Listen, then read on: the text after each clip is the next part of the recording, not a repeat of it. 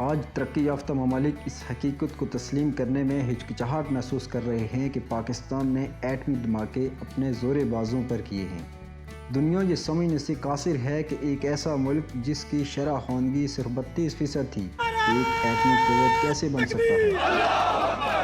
دوستو، غور طلب بات یہ ہے کہ جب ہم 32% شرح خواندگی ہونے کے باوجود ایک ایٹمی قوت بن سکتے ہیں تو 100% شرح خواندگی ہونے پر ہمارا ملک ترقی کی کن منازل کو طے کر سکتا ہے۔ پاکستان نے جب اس اہم اور حساس ایٹمک پروجیکٹ پر کام کا آغاز کیا تو اس وقت نہ تو تربیت یافتہ عملہ دستیاب تھا اور نہ ہی کوئی بڑا انفراسٹرکچر موجود تھا۔ پاکستان نے اپنے اس پروجیکٹ پر کام کا آغاز صفر سے کیا، لیکن کہتے ہیں کہ ہمت مردہ مدد خدا، اللہ کی مدد اور فضل ساتھ ساتھ تھا۔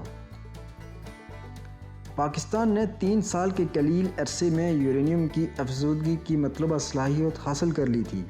صدر غلام اسحاق خان کے خط سے اس بات کی تصدیق ہو جاتی ہے کہ دسمبر 1984 میں پاکستان اگر چاہتا تو ایٹمی تجربہ کر سکتا تھا، لیکن جنرل ضیاء الحق کی حکومت نے بین الاقوامی حالات کے پیش نظر ایسا کرنا مناسب نہیں سمجھا۔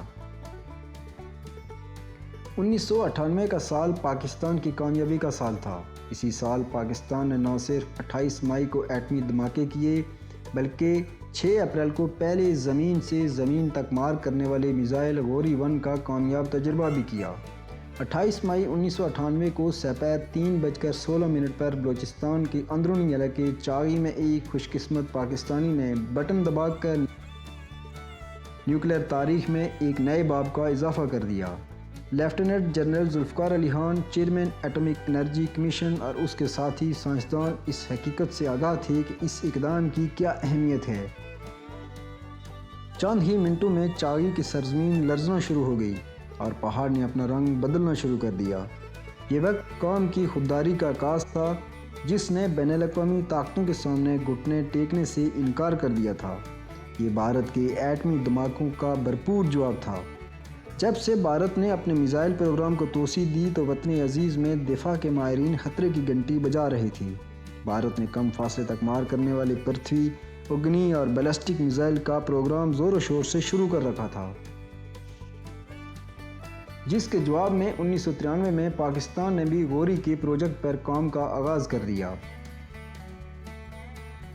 اور 5 سال کے عرصے میں پاکستان نے پہلا میزائل بنا لیا۔ 16 ٹن وزنی یہ میزائل 1500 کلومیٹر تک مار کر سکتا تھا اور ایٹمی ہتھیار لے جانے کی صلاحیت رکھتا تھا۔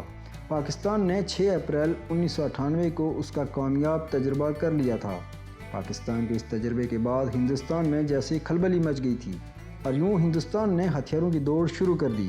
بھارتی وزراء کے دھمکی آمیز بیانات سامنے آنے لگے اور بھارت کے وزیر داخلہ ایل کے اڈوانی نے کہا کہ پاکستان کشمیر میں جنگ بند کر دے یا پھر بھارت کا مقابلہ کرنے کے لیے تیار رہے۔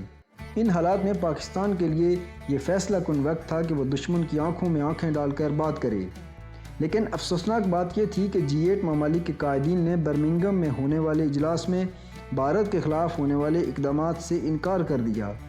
سلامتی کونسل کی طرف سے بھی بھارت کے خلاف کوئی مذمتی قرارداد نہیں لائی گئی۔ بھارت اور امریکہ کے مابین بڑھتے ہوئے ایٹمی تعاون کی خبریں بھی سامنے آ رہی تھیں۔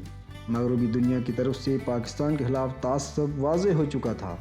پاکستان کی اس وقت کی حکومت پر عوامی دباؤ غضبناک ہو چکا تھا کہ پاکستان فوری طور پر ایٹمی دھماکے کر کے ہندوستان کو جواب دے۔